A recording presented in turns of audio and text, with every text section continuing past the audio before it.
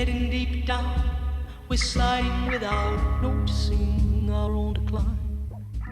Alors, j'ai le plaisir d'accueillir maintenant Éric Sadin, qui était le seul assis. Éric Sadin, vas-y, monte sur scène. François Coupez, Bernard Ourganlian et Reynald Chapuis qui est arrivé. Miracle. Tiens. Voilà, vous en avez 2 pour 4. Vérifiez qu'il marche bien. En tapotant dessus.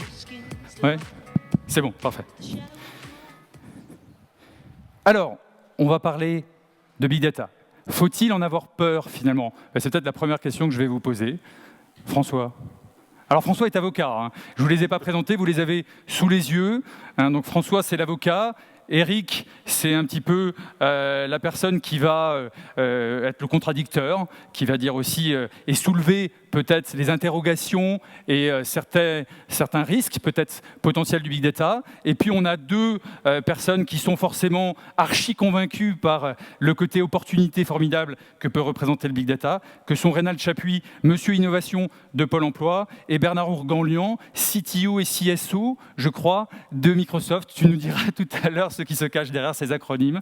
Voilà, donc François, est-ce qu'il faut en avoir peur ? Alors, est-ce qu'il faut en avoir peur ? C'est une question intéressante. Je pense qu'on aura tous un avis un petit peu différent.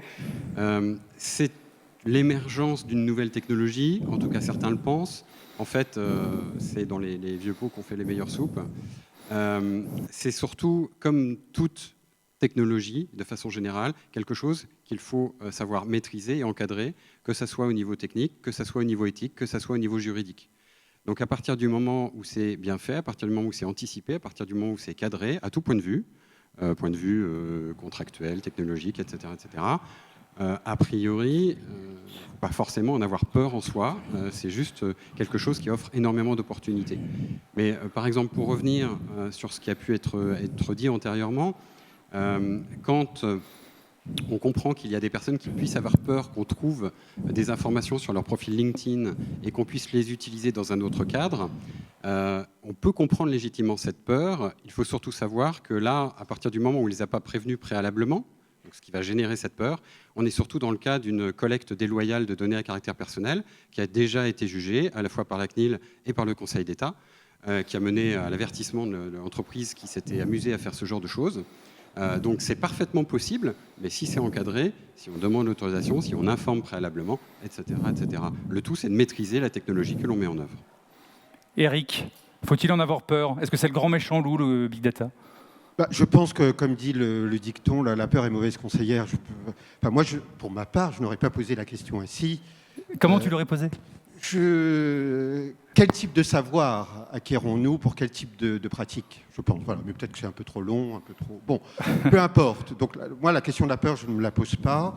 Je me pose la question, je me pose là les nombreuses questions qui induites par la numérisation tendanciellement intégrale de tous les phénomènes du monde. C'est-à-dire que nous ne sommes plus aujourd'hui dans la seule numérisation de l'écrit, du son, de l'image. Ce sont des phénomènes du réel, des capteurs, l'extension des capteurs, jusqu'au bracelet connecté, c'est-à-dire de plus en plus de phénomènes du réel relatifs à un nombre de plus en plus étendu de nos séquences de nos quotidiens individuels et collectifs, qui sont réduits à des codes binaires, qui sont traités par des systèmes, et qui induisent quoi, prioritairement, des nouveaux degrés de connaissance. Des nouveaux degrés de connaissance relativement aux personnes, relativement aux groupes d'individus, à des groupes identifiés d'individus. Et donc cela induit en retour du traitement, induit des traitements. Donc si je dis traitement, je ne vais pas être très long, rassurez-vous, j'ai presque terminé pour ce premier préambule. Si ça induit des traitements, ça induit des modes d'organisation de cette information et donc des intentions. Si je dis des intentions, souvent on parle d'algorithme, c'est devenu un terme très très sexy. Je l'ai même utilisé dans l'ouvrage de mon dernier, le titre de mon dernier bouquin. Mais algorithme, il faut entendre algorithme aussi aujourd'hui. Maintenant, il serait temps d'entendre algorithme de façon extrêmement simple. C'est que ce sont des intentions. C'est-à-dire, s'il se passe ça, ça, ça, je veux qu'il se passe ça, ça. Les algorithmes, ce sont des intentions. Donc, de plus en plus d'informations relativement à nos vies individuelles et collectives, traités par des systèmes en fonction d'algorithmes, donc en fonction d'intentions et de critères. Donc la question que je pose là, en petit préambule, vous voyez, là il n'est pas question de peur, il est question de cartographie, d'identifier les phénomènes. C'est au nom de quels critères, c'est-à-dire au nom de quels critères se prennent de façon rétroactive des décisions. Et puis, juste, et j'en terminerai sur cela pour ce premier moment, je veux remarquer ici, Big Data, dimension, volonté d'omniscience et de maîtrise absolue des phénomènes. Je veux souligner ici que tout n'est pas réductible à des données. Tous les phénomènes de la vie, tous les comportements, où le comportement humain n'est pas, contrairement à ce qui est parfois énoncé, à tort, n'est pas réductible à des données. Beaucoup de phénomènes sont réductibles à des données, et des dimensions sensibles ne sont pas. Certaines dimensions sensibles ne sont pas réduites à des données. Et je donne juste un exemple auquel je pensais en venant. Dans le cas d'un recrutement, par exemple, une blague, sens de l'humour, un clignement d'œil, une capacité de réactivité sur une question, cela n'est pas, jusqu'à nouvel ordre, réductible à des données. Donc l'idée, c'est jusqu'à quel point, et là la question, je terminerai par cette question, jusqu'à quel point peut-on faire confiance, ou allons-nous faire confiance, à ce que je nomme un régime de vérité algorithmique. C'est-à-dire il y a une aura aujourd'hui affectée au régime de ce que je nomme un régime de vérité algorithmique. Je fais référence à un bouquin dont j'ai entendu parler une femme, j'ai écouté ça sur France Culture il y a 2 semaines, je me suis dit mais c'est absolument formidable d'écouter cela. C'est-à-dire des erreurs de justice, d'évaluation en justice, par des traitements, par des systèmes, par des big data. Et il y a eu notamment une femme à l'hôpital, une infirmière, parce qu'elle était à côté de... Il y avait des meurtres, des phénomènes d'euthanasie, enfin bon, sur 60 patients en quelques années. Il se trouve que cette infirmière était là tout le temps. Donc il y a eu des traitements statistiques des informations. Et puis, bon, elle a été condamnée, et puis il y a eu un appel, et on s'est rendu compte que c'était réductionniste, voilà, car il y a du réductionnisme, qu'il y avait des paramètres qui avaient été pris en compte en excluant d'autres, et cette femme a fini par se suicider. Bon, voilà. Je ne veux pas dramatiser l'événement, en tous les cas mes paroles, mais ce que je dis, c'est que jusqu'à quel point, en sachant que tout n'est pas réductible à des données, or nous avons le sentiment aujourd'hui, c'est la courbe qui est prise, d'un surcroît de puissance, d'un surcroît de maîtrise, de capacité de tout réduire à des données et de rétroagir de façon de plus en plus efficace. Et dans le même moment, je dis qu'il y a des quantités de dimensions, notamment dans l'humain, notamment dans les compétences, et notamment dans les compétences qui ne se réduisent pas qu'à des statistiques, qui se réduisent à quantité de choses informelles, non formulables même. Donc cela a tendance à être exclu. Jusqu'à quel point nous, les sociétés, quand je dis les sociétés humaines, mais aussi là où vous êtes dans vos compétences, dans votre travail, jusqu'à quel point aujourd'hui et à l'avenir, allons-nous, en fonction de critères en plus sur lesquels il est temps qu'il y ait un peu de transparence, jusqu'à quel point allons-nous donner crédit à un régime de vérité algorithmique qui n'est pas faux en soi, mais qui est à la fois extrême, qui relève d'un utilitarisme, d'un strict utilitarisme et aussi d'un réductionnisme. D'accord, merci Eric. Ça pose le décor tout de suite. Moi, je reprendrai juste ce que Francis Pisani a dit ce matin en reprenant la formule célèbre d'Einstein qui disait tout ce qui peut être compté ne compte pas et tout ce qui compte ne peut être compté. Là, c'est très rare. Ça reprend un petit peu la philosophie. Il y a des choses qu'on compte qui ont la valeur. Reprends le micro, reprends. Mais 2 secondes après, on va laisser quand même Bernard s'exprimer. Il y a des choses qui comptent qui peuvent avoir de la valeur. C'est pas tout ce qui est compté qui ne compte pas. Non, voilà. Il y a des choses qui sont quantifiées. Je voulais juste faire un parallèle avec l'intervention de Francis. J'entends. C'est par élégance de transition. Merci Eric. Bon allez, Bernard. Alors, après ce discours affirmé, comment tu réagis quand tu représentes une société comme Microsoft ?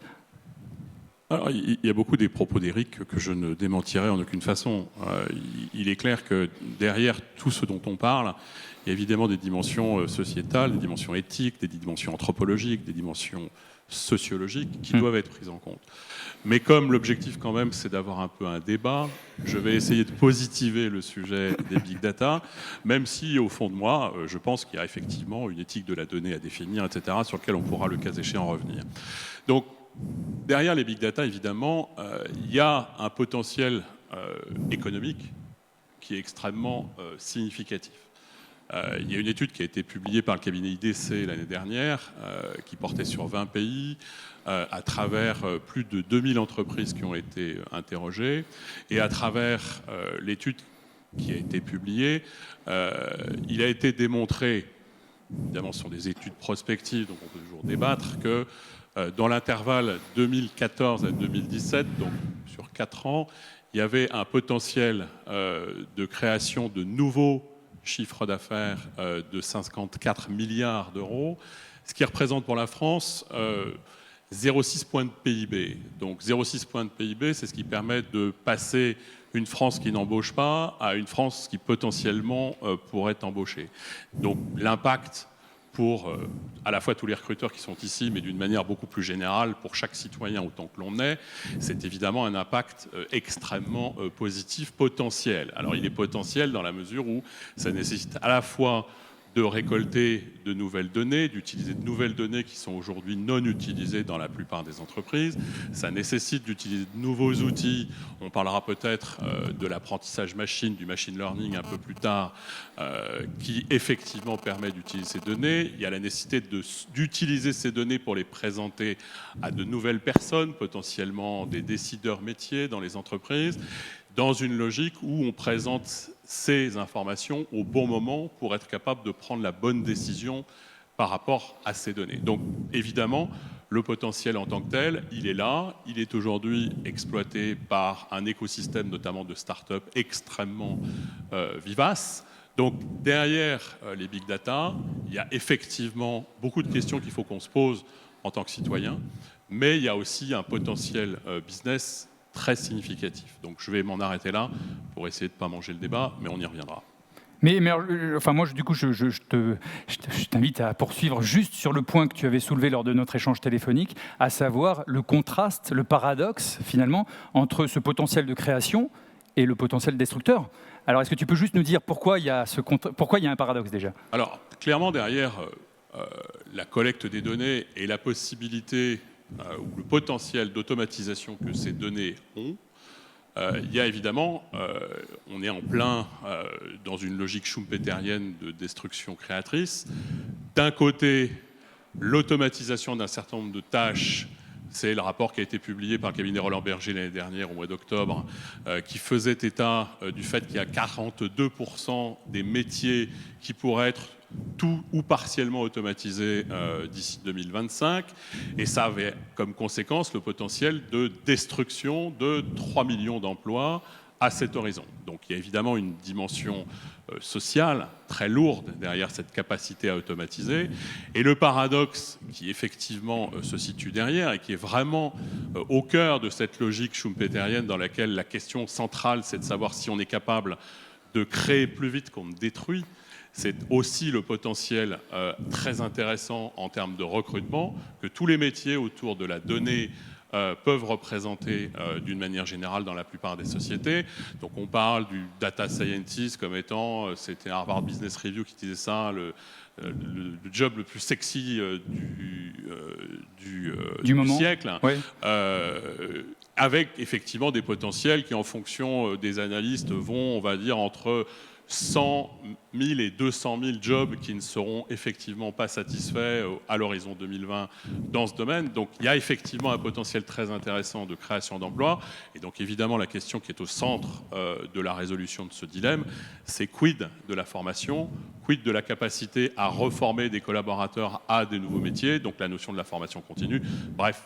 Alors déjà en termes de formation initiale, pour ceux que ça intéresse, cet après-midi, dans ce même espace, nous aurons 3 personnes qui ont collaboré activement à la création de la chaire Data Scientist, donc Polytechnique, Orange, Thales, qui viendront justement présenter le pourquoi de cette démarche et de cette création et pourquoi finalement le Data Scientist est peut-être le métier le plus sexy des années à venir. Reynald, alors on va peut-être se positionner côté Pôle emploi, côté recrutement, côté interaction recruteur-candidat.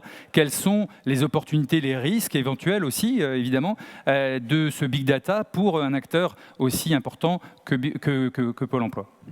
Juste pour reprendre effectivement les propos, on aurait pu dire avoir peur de l'information, parce que finalement la question du big data, c'est intention ou information, une information donc de plus en plus personnalisée, de plus en plus individuelle.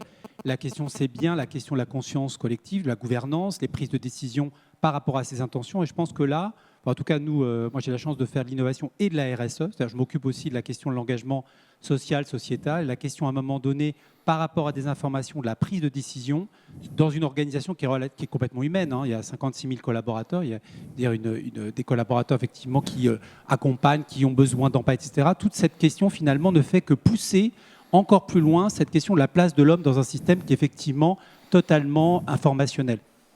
J'aime bien le mot de Luc de Brabander, qu'on a reçu il n'y a pas très longtemps, qui travaille dans la créativité, qui travaille au Boston Consulting Group, qui dit finalement, penser, c'est simplifier le monde. Et notre tentative aujourd'hui, c'est bien d'arriver à simplifier et à comprendre le monde. À Pôle emploi, on a beaucoup d'informations, beaucoup de données. On a un monde autour de nous, là je parle de manière générale pour l'action publique, qui se complexifie, avec des publics, des citoyens qui sont de plus en plus exigeants. C'est-à-dire qu'en fait, si on regarde leur relation, on va dire, au secteur marchand, à la consommation, ils exigent de plus en plus et donc ils poussent aussi l'action publique à être beaucoup plus au service de l'hyper-personnalisation, d'une expérience plus riche, etc.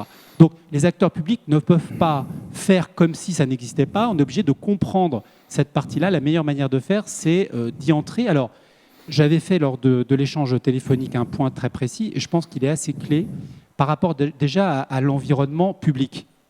On a un avantage comparatif fort par rapport à tout le secteur marchand, c'est qu'on est un tiers de confiance absolue.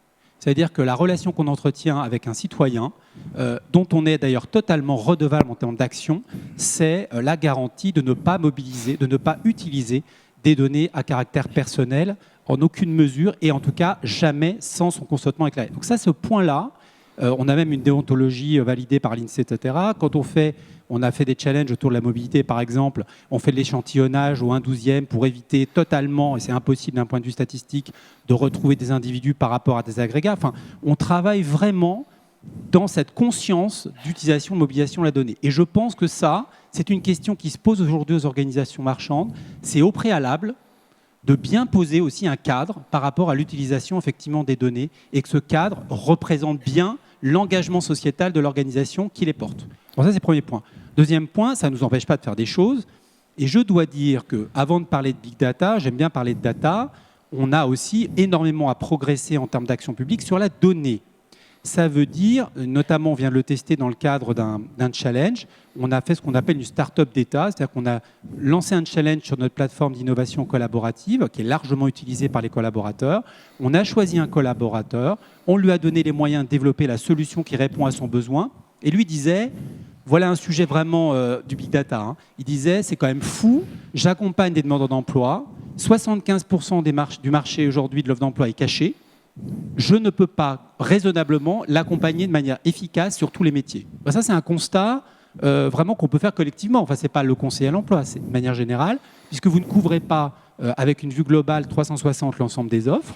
C'est bien cette question, l'offre n'étant pas exprimée, d'arriver à le repérer. On a donc outillé ce conseiller qui avait cette conviction forte, et pendant 4 mois, il a développé sa solution. Et c'est quoi la solution? C'est une application qui va permettre, avec un algorithme complexe, à partir de la déclaration préalable à l'embauche, et dans un sens positif, ça c'est important, de lui donner une liste des entreprises susceptibles de recruter, donc d'un point de vue encore une fois prédictif, à 80%. L'objectif là, il est bien de dire des gens qui n'ont pas accès à cette information, donc c'est bien en plus généralement les plus fragiles, doivent pouvoir accéder à l'information de qui sur leur territoire est susceptible de recruter. Voilà un cas d'usage positif nécessaire à l'action publique aujourd'hui. On ne peut pas raisonnablement se dire performant si on n'est pas capable d'aller sur ces champs-là. Et il y a beaucoup d'exemples, on est en train de le faire également sur le volet la formation professionnelle. Très bien. Alors, on va parler justement d'anonymisation de sérendipités. Et alors, François, je me tourne forcément vers toi. Le cadre juridique qu'a évoqué Reynald à l'instant, quel est-il aujourd'hui sur la protection des données individuelles ? Alors, au niveau du cadre juridique, il y a un point à avoir en tête, c'est que l'on parle d'open data, on parle de données publiques, on parle de données à caractère personnel. Donc, juste un petit point sur le sujet. Quand on parle d'open data, c'est que de base, les données ont été anonymisées. Donc, de fait, on n'a pas dans l'open data de données à caractère personnel. Et ce n'est pas parce qu'on a des données publiques disponibles sur les réseaux, par exemple, qu'elles sont utilisables. Quand je dis disponibles, accessibles, mais en aucun cas disponibles pour l'entreprise qui souhaiterait les utiliser à une autre fin. Un micro Alors, pour dans le Eric. cadre de l'open data, pas dans le cadre des données publiques. Voilà, oui. Non, Et Eric, le micro, simplement, si tu t'exprimes. Sans sur- contre- Non, oui, parce mais- que la loi sur le numérique, moi, elle me met fortement en colère. Hein, Mais Eric, rapidement, pour Non. que Non, François... mais rapidement, non, mais Ouais. c'est l'open data.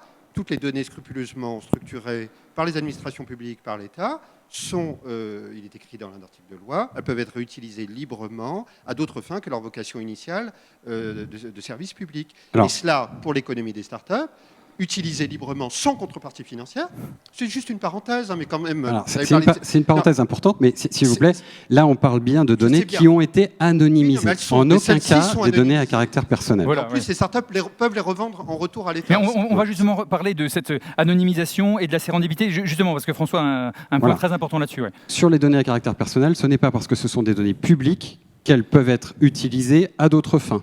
Parce que ce demeurent des données à caractère personnel. Il faut qu'elles soient préalablement anonymisées. Donc on a un cadre qui a été mis en place. La législation est relativement ancienne, mais juste pour avoir une idée du fonctionnement général, rappelez-vous, pour ceux qui ont suivi, ça nous ramène quelques années en arrière, 1973-1974, un projet du gouvernement d'interconnecter plus de 400 bases de données concernant tous les citoyens français. On a appelé ça, alors un nom très mal choisi du côté administratif à mon avis, qui s'appelait Safari, et qui permettait d'interconnecter les bases du cadastre, des impôts, des prestations sociales, etc. etc. De la Sur- Sécu, sur la base d'un identifiant unique qui était le numéro de sécurité sociale. Ouais. Et c'est suite à cette révélation, un article du Monde, le scandale qui en est résulté, que l'on a souhaité la création d'une entité, d'une législation spécifique pour la protection des données à caractère personnel, dont l'article 1 spécifie bien que la législation est là aussi pour protéger la vie privée, et que dont l'article 10, par exemple, mentionne spécifiquement qu'il ne pourra pas y avoir de décision automatisée, rendue contre un citoyen, typiquement dans le cadre d'un contrat ou autre, sur un traitement automatique, qui serait à son détriment. À chaque fois, il doit y avoir une intervention humaine quand la décision peut intervenir à son détriment. Et le cadre posé par la législation est celui... en fait, on est dans les années 1978, et puis on a un petit peu évolué depuis, mais l'idée c'est, je fixe une finalité à mon traitement, je collecte des données dans le cadre de cette finalité, et je respecte tous les éléments que j'ai indiqués. Donc les données doivent être adéquates, doivent être proportionnées à cette finalité qui est déterminée à l'origine. Et je suis dans un régime dit déclaratif, avec dans certains cas des autorisations pour les données les plus sensibles. Et en quoi la sérendipité alors peut réattribuer finalement des données à un individu? Alors là justement, la problématique, c'est qu'auparavant, on était sur des données notamment sensibles, que l'on voulait spécifiquement protéger, qui étaient afférentes à un individu. Dans le cas de la sérendipité, qui en fait permet grosso modo d'avoir des résultats qu'on n'avait pas cherchés à l'origine, ça va être difficile de se dire, voilà, je suis dans une finalité, je suis dans une déclaration préalable, je vais collecter mes données et les traiter dans une finalité précise, puisqu'au final, je vais avoir un résultat différent. C'est pour ça que la réglementation a évolué.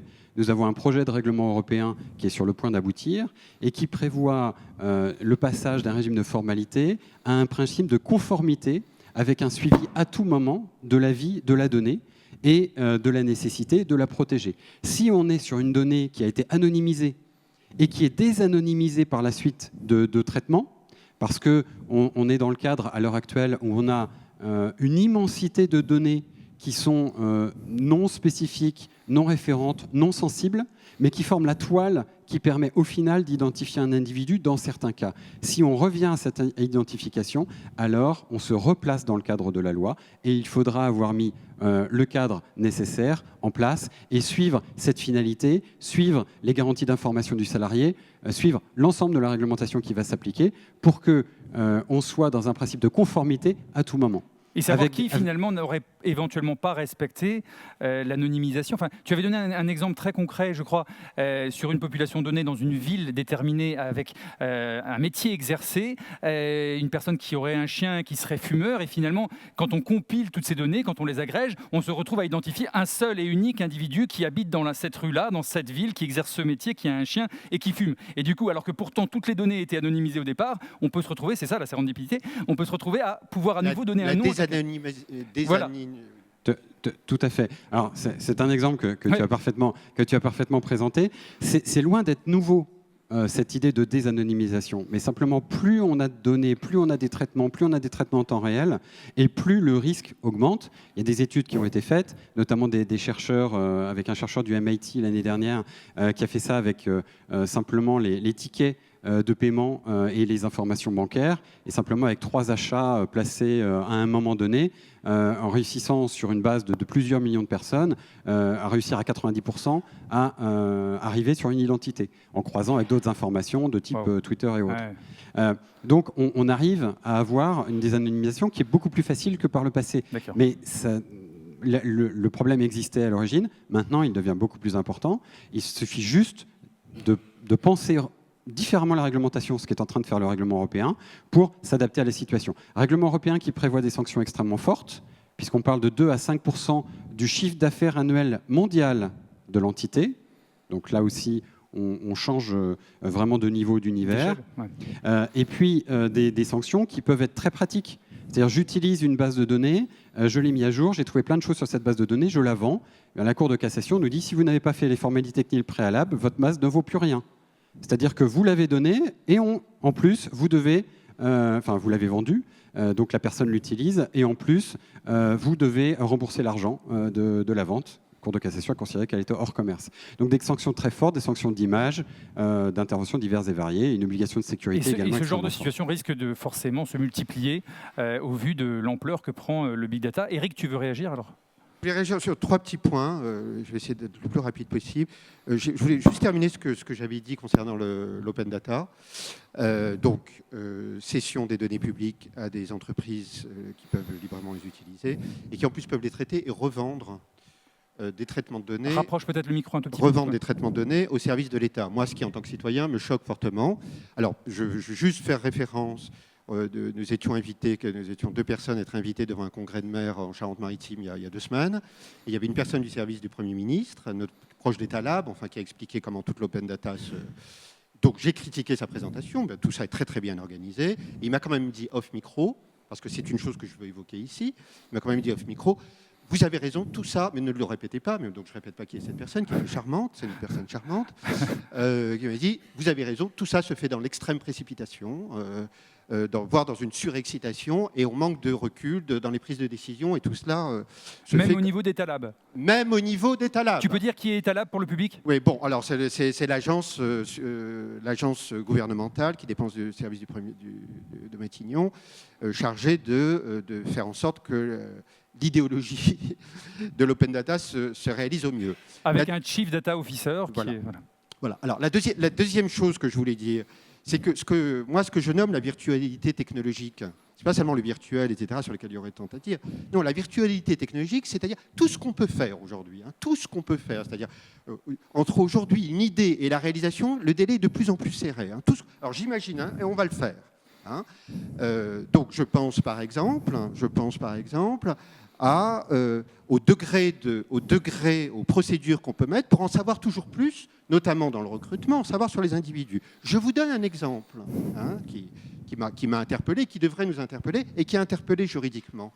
Steve Jobs, qui avait, c'est une information qui avait fuité, mais qui avait recommandé à ses marketeurs en 2010, donc au moment où est apparu l'iPad, un moment avant sa mort, de vendre l'iPad avec des solutions, des applications éducatives, de façon à définitivement marginaliser l'objet livre. Vous allez voir où je vais en venir, de façon à marginaliser définitivement l'objet livre. C'est pas, à mon sens, c'est pas au monde technico-industriel de décider du cadre de l'apprentissage, c'est une parenthèse.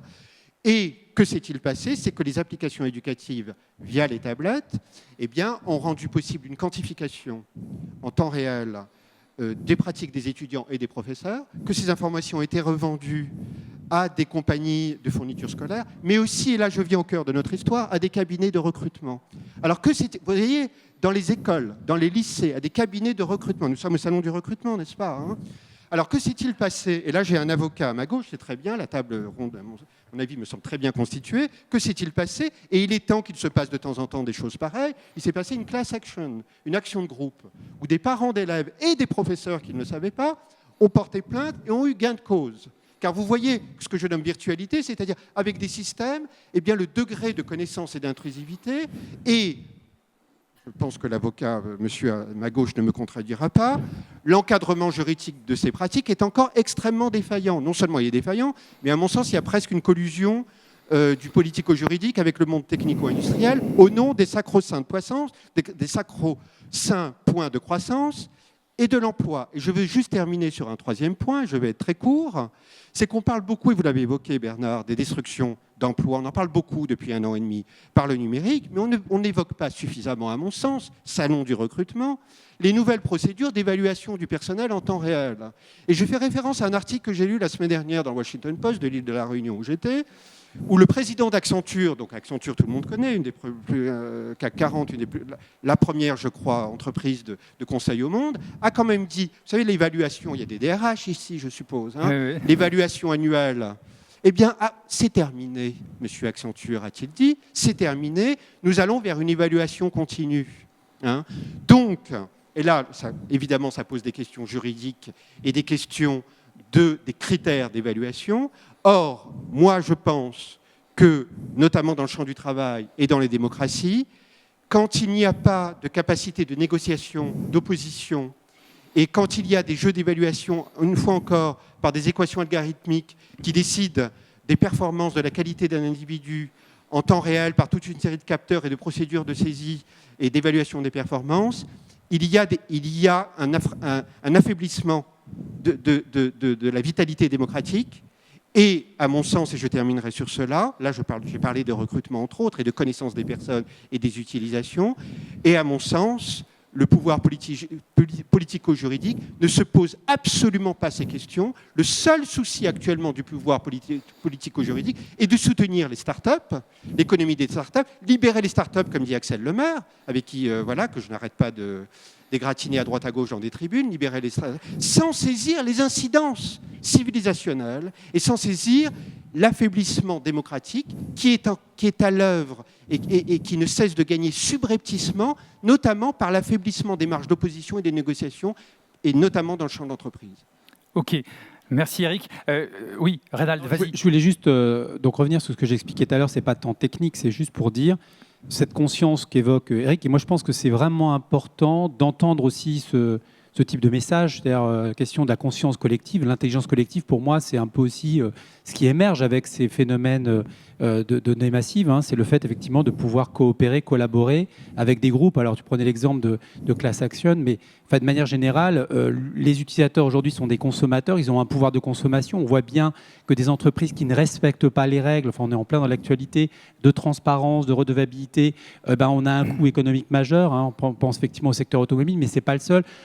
Je pense que pour l'enjeu, pour des organisations marchandes, de la confiance des salariés. La première chose, c'est que pour pouvoir être fier de son entreprise et faire un travail dans les meilleures conditions possibles, il faut déjà avoir la confiance dans son employeur. La deuxième chose, c'est avoir confiance dans le sens de l'action qu'on mène, dans le sens de son modèle. Et donc ça, je pense que les questions que pose Eric aujourd'hui, c'est totalement décisif.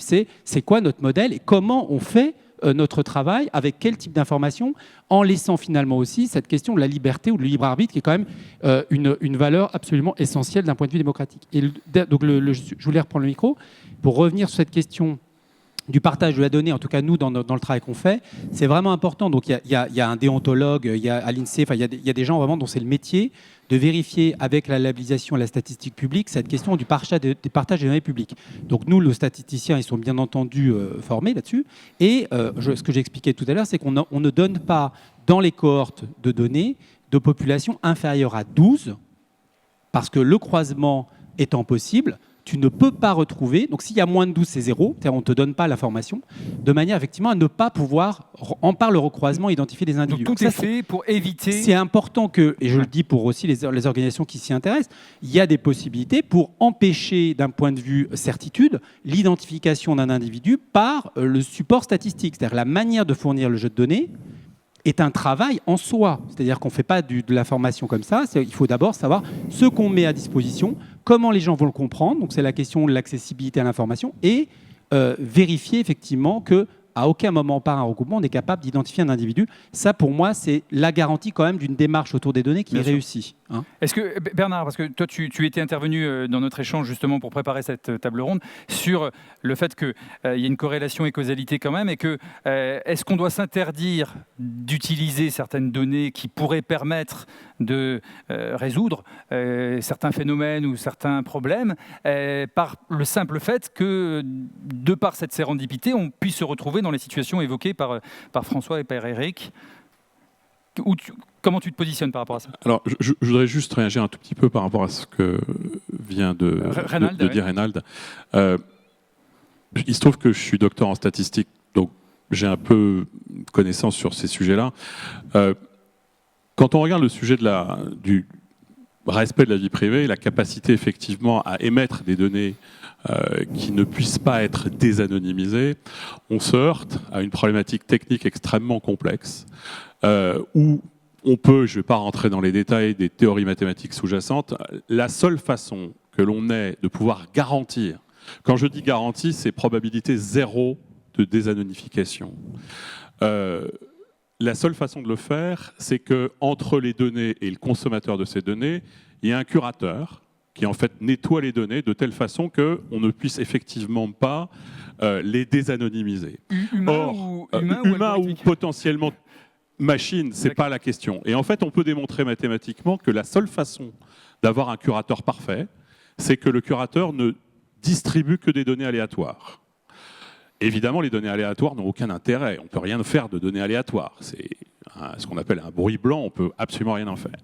Donc, la question qui est posée, qui est une question très complexe, c'est que la seule chose qu'on sait faire, c'est définir une probabilité de non-désanonymisation. Aujourd'hui, le législateur n'a pas trop l'habitude de travailler des probabilités. Aujourd'hui, on veut oui ou non, blanc ou noir. L'idée même qu'on puisse définir une probabilité éventuelle, même si elle est très faible, de revenir à la personne dont la donnée a été collectée, est-ce que le législateur est prêt à aller dans cette direction? Je ne sais pas. D'où l'importance, et je reviendrai sur le propos qui a été tenu sur le plan juridique, de l'évolution du règlement européen, où fondamentalement, ce qu'on va sanctionner, ça n'est pas au départ la manifestation d'une intention de collecte en tant que telle, mais le résultat final de ce qu'on fait avec la donnée. Autrement dit, est-ce que l'usage de cette donnée est un usage qu'on va qualifier d'éthique, qui resterait évidemment à définir, parce que un des sujets qui, moi, je trouve en tant que citoyen est assez préoccupant, c'est que la question de l'éthique du numérique au sens large, l'éthique de l'usage des données, est quelque chose qui, aujourd'hui, est relativement balbutiant, et en fait, le Conseil national d'éthique ne s'occupe pas vraiment de ces sujets, il s'occupe beaucoup des problématiques génétiques, la vie, etc., etc., ce qui est très important, mais ce sujet du numérique est un sujet dont il serait nécessaire de s'emparer. Donc, pour revenir à la question que j'ai déjà oubliée... Non, tu parlais, je crois, est-ce qu'il faut s'interdire de collecter ces données, alors que justement, elles permettraient... Et c'est là où on est au centre de l'éthique. Imaginons qui a totalement sorti de son contexte et qui n'a peut-être absolument aucune chance d'exister. Qu'on puisse déterminer, à travers des données qu'on collecte, qu'on n'est pas encore capable techniquement d'exploiter, de dire que, par exemple, si je prends, je ne sais pas, un décilitre de jus d'orange le matin, ma probabilité d'avoir un cancer tombe à 2%, par exemple, par rapport à une moyenne qui est supérieure. Est-ce que je m'interdis de collecter ces données en sachant que je ne suis pas au départ capable d'en définir la finalité, ce qui contredit effectivement les principes de la loi informatique et liberté? Ou est-ce que je raisonne à l'inverse en me disant, si l'usage de ces données est un usage non éthique, alors je sanctionne, et je sanctionne très lourdement.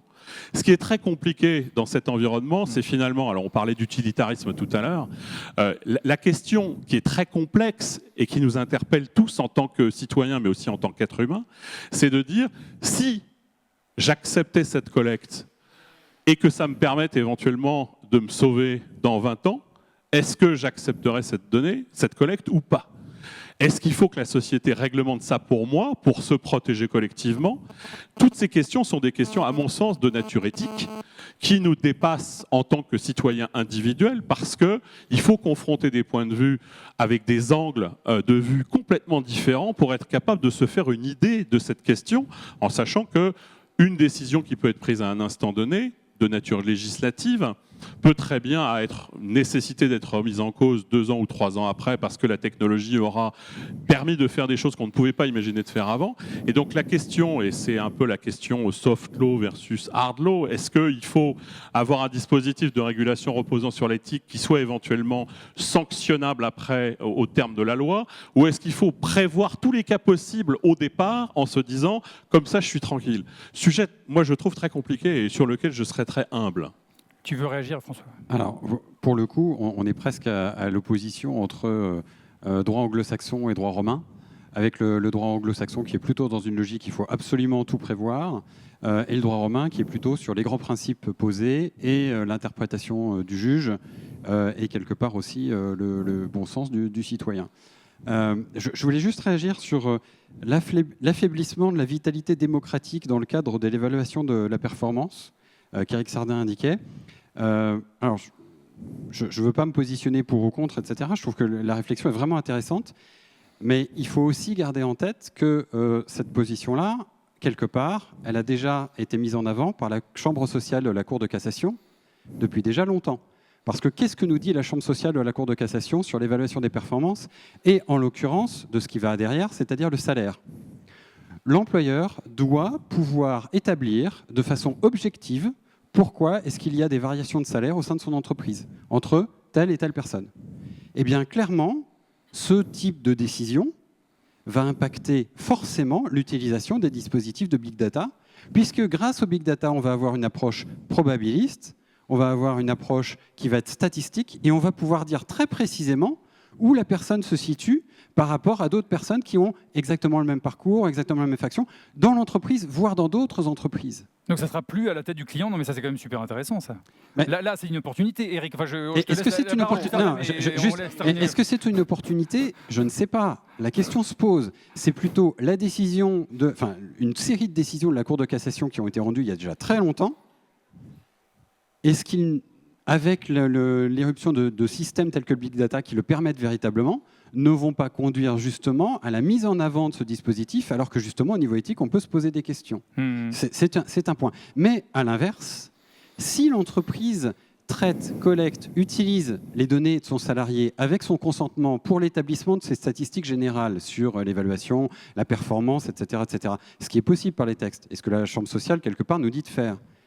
D'un autre côté, ce sont des données à caractère personnel, donc l'utilisateur a un droit d'accès à tous les traitements qui sont effectués, à toutes ces informations, voire éventuellement, il a un droit à l'oubli entre les différentes sociétés pour lesquelles ces informations pourraient circuler. Et s'il a un droit d'accès, ça veut dire pourquoi est-ce qu'il y a eu une telle différence de salaire? Pourquoi est-ce que j'ai été traité de telle manière? Et dans les cas de contentieux, dans les cas par exemple de discrimination, à ce moment-là, l'employé pourrait utiliser, ou tout simplement celui qui souhaite être recruté, le candidat, pourrait utiliser les données produites par l'employeur aux frais de l'employeur, qui sont ces données quelque part, contre l'intérêt même de l'employeur. Et on arriverait à des données purement objectives, utilisables d'un côté comme de l'autre, à partir du moment où on respecte des règles éthiques des deux côtés.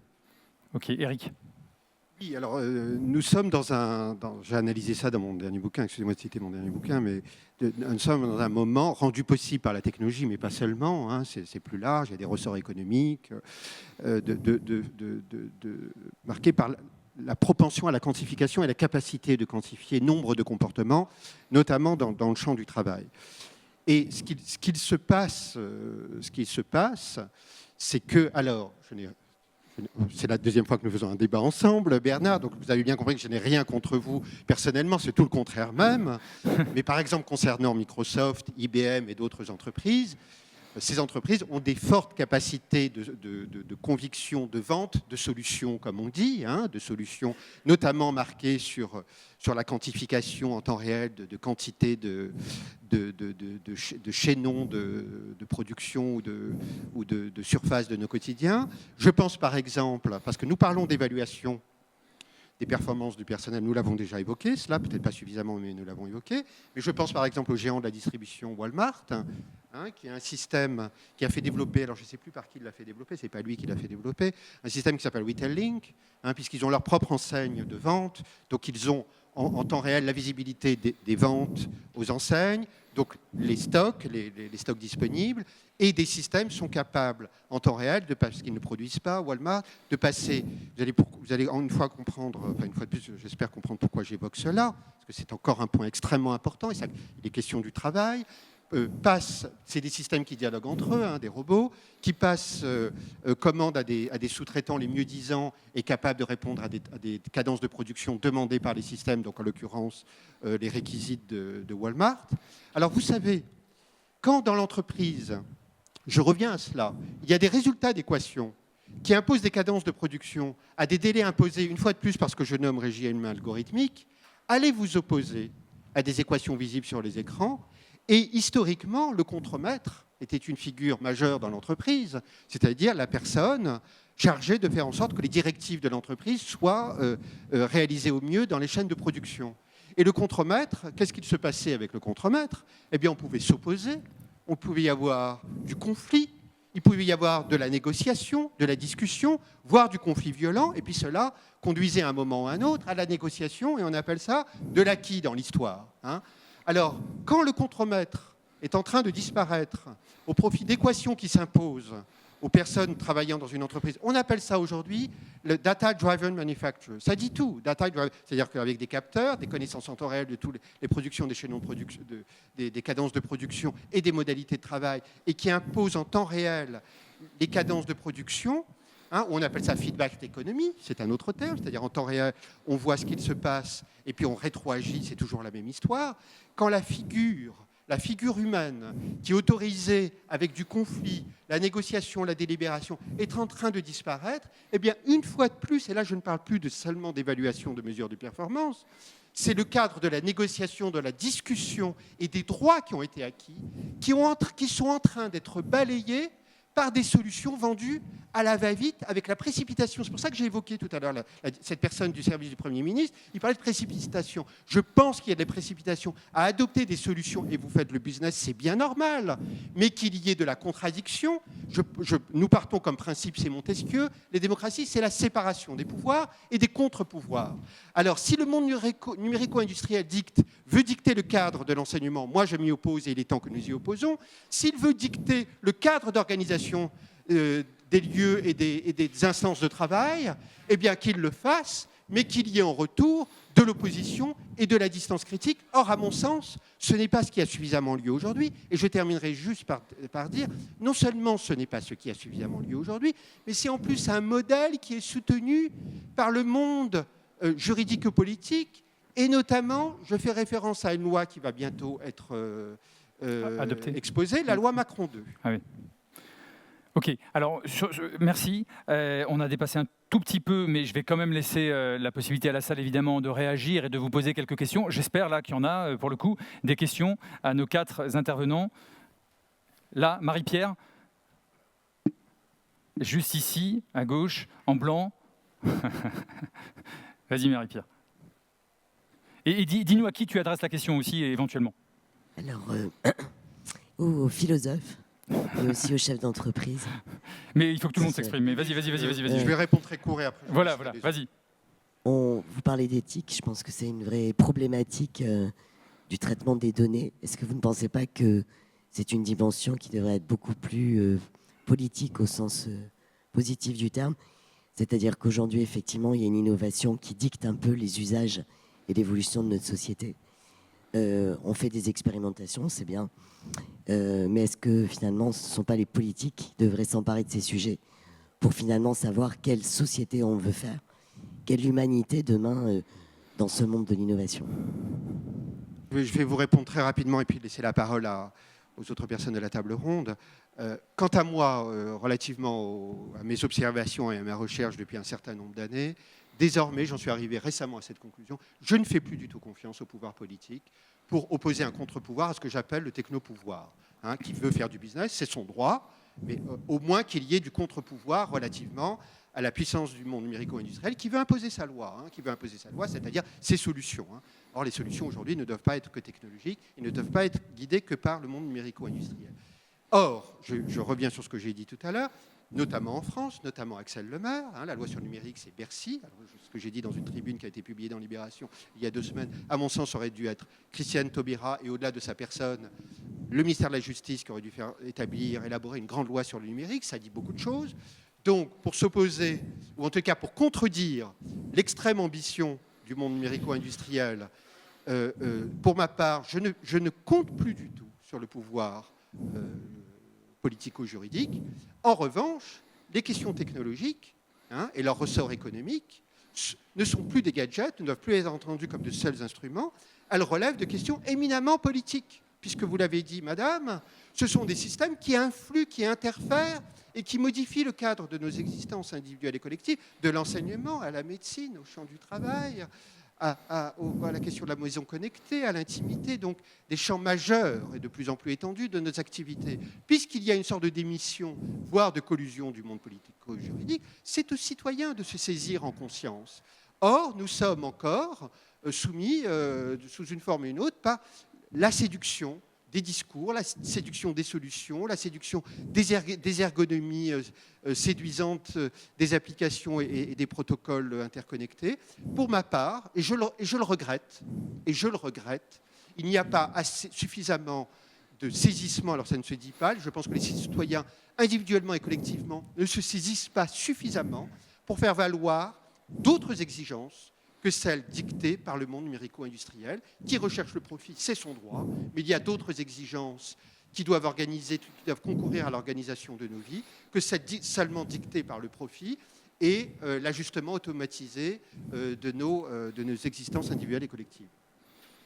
Reynald. Moi, je voulais juste rajouter que, de manière générale, en fait, le domaine de l'emploi, du travail, qui est quand même un sujet sur lequel il y a beaucoup d'attentes, mais aussi beaucoup d'innovations, nécessite aussi, je parle pour le régulateur, donc on va dire l'exécutif, ceux qui pensent effectivement les lois, de réguler aussi un certain nombre de choses.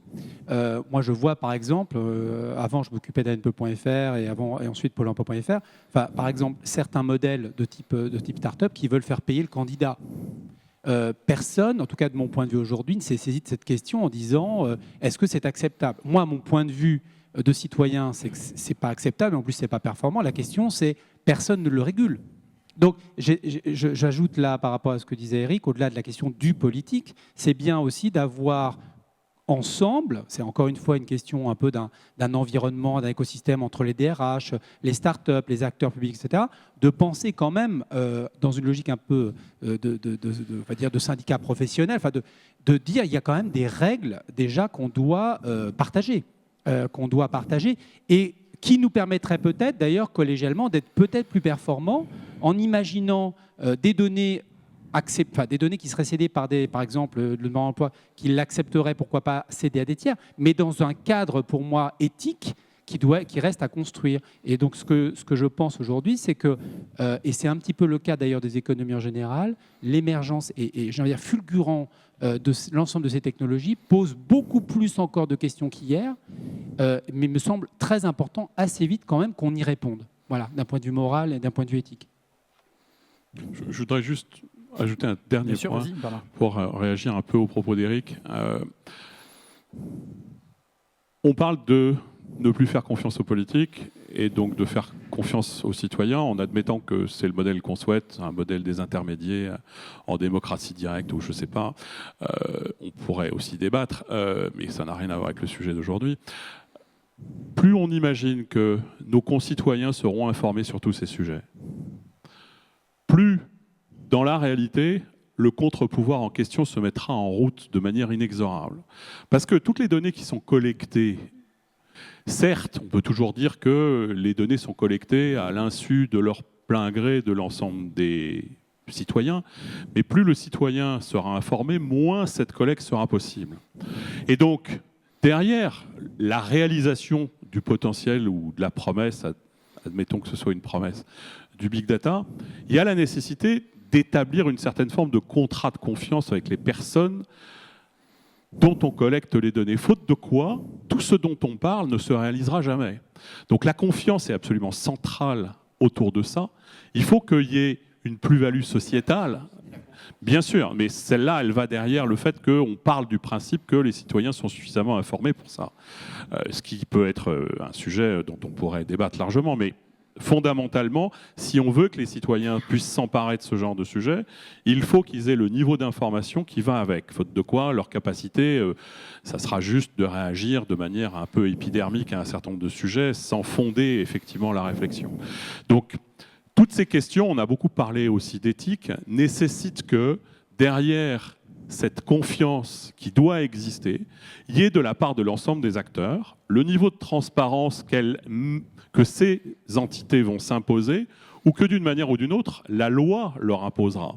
Mais sans transparence, je ne vois pas comment la confiance peut s'élaborer. Donc si les gens ne savent pas comment on va utiliser leurs données et à quelle fin, que ce soit tout de suite ou un peu plus tard, forcément, ils vont manifester une inquiétude et donc ils vont cesser de donner leurs données. Bien sûr. Et donc tout ce dont on parle n'existera juste plus.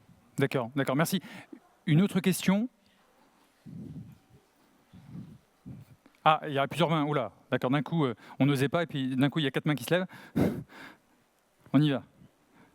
Bon, alors, peut-être une question sur... moi, j'ai l'impression qu'en France, on a tendance à vouloir légiférer beaucoup avant d'agir. Je pouvais prendre le cas, par exemple, de Facebook ou de LinkedIn, qui ont permis de resserrer un peu le village mondial.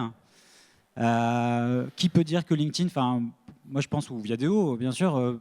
ça permet finalement de connaître mieux son univers professionnel, de rentrer en contact avec plus de gens. Il y a bien entendu quelques effets pervers derrière Facebook. Mais enfin bon, les avantages sont quand même tellement importants. Ces gens-là avancent et ils découvrent les usages. Ils font marche arrière des fois quand il y a une réaction de plusieurs millions de personnes qui s'exercent. C'est déjà arrivé sur Facebook. La vision de Mark Zuckerberg, par exemple, a beaucoup évolué. Moi, j'aurais tendance à penser qu'effectivement, la confiance et la transparence, la confiance, c'est aussi faire confiance aux entreprises, y compris marchandes, pour bien agir et faire confiance aussi aux utilisateurs pour se désinscrire ou partir si l'usage devient abusif. Voilà. Donc, ma question sera finalement, est-ce que vous ne croyez pas qu'un cadre légal pensé par des députés ou des législateurs qui ne sont pas forcément compétents ni utilisateurs de ces services pourrait freiner à la fois les innovations, freiner nos groupes publics ou privés dans ces sujets-là? Donc, votre avis peut-être sur cette tendance à légiférer un petit peu trop? Merci. François, et ça sera sans doute le mot de la fin aussi, parce que le déjeuner nous attend. Alors, en numérique, comme dans bien d'autres sujets, on peut facilement parler de logorée législative. De logorée législative. Des textes qui sortent sans qu'on ait forcément de cohérence. Je peux vous donner plein d'exemples de textes qui sont sur le même sujet, sortis le même jour, mais ce n'est pas les mêmes textes, qui retouchaient le même article. Et ça existe depuis un certain temps. C'est vrai que le phénomène est en augmentation. Si vous me demandez mon avis personnel, je préfère largement que les parlementaires soient formés sur le sujet, que notamment les magistrats soient formés sur le sujet. Et ce point-là est extrêmement important, notamment en numérique, mais également en droit pénal du numérique, parce que c'est quelque part la protection de nos données à caractère personnel. Derrière, on va pouvoir agir en vol, entre guillemets, d'informations, intrusion sur nos systèmes, etc. Or, de ce point de vue-là, on constate encore que du point de vue du ministère de la Justice, il y a beaucoup d'efforts à faire en matière de formation des magistrats, qui le reconnaissent eux-mêmes. Donc, je préfère largement qu'il y ait des efforts à faire de ce point de vue-là, plutôt que de confier complètement l'autorégulation et donc le fait que les entreprises qui, après tout, sont aussi là pour faire du bénéfice, puissent s'imposer des propres règles. Qu'elles aient une éthique, c'est très bien, et je pense que, comme partout, il y a des gens qui ont une éthique. Et c'est parfait, ils suivront d'eux-mêmes et ils s'imposeront d'eux-mêmes leurs propres règles. Mais il y en a aussi qui n'en ont pas. Et donc, à mon sens, c'est une réponse très personnelle pour le coup, si on ne prévoit pas un minimum de cadre par des personnes qui connaissent un minimum le sujet pour penser des principes et pas des détails d'application, de détails qui ne devraient absolument pas se trouver dans la loi, alors on aura quelque chose comme le Code civil de 1804 qui n'a pas été retouché pendant très longtemps, qui a servi de base à beaucoup de législation et qui était vraiment une référence absolue en termes de législation. des grands principes, pas énormément de textes, applicables dans énormément de situations, et après on laisse aux magistrats compétents, éclairés sur le sujet, à pouvoir agir. Je ne pense pas que s'il n'y avait pas eu de code civil en 1804 et qu'on avait dit aux entreprises ou aux différentes organisations de l'époque, débrouillez-vous, je ne pense pas qu'on serait arrivé à la même chose. Voilà. Mais c'est encore une fois une opinion toute personnelle. Génial, et on s'arrêtera là. Merci à tous les quatre. The shallower it grows, the shallower it grows, the fainter we go into the fade out line.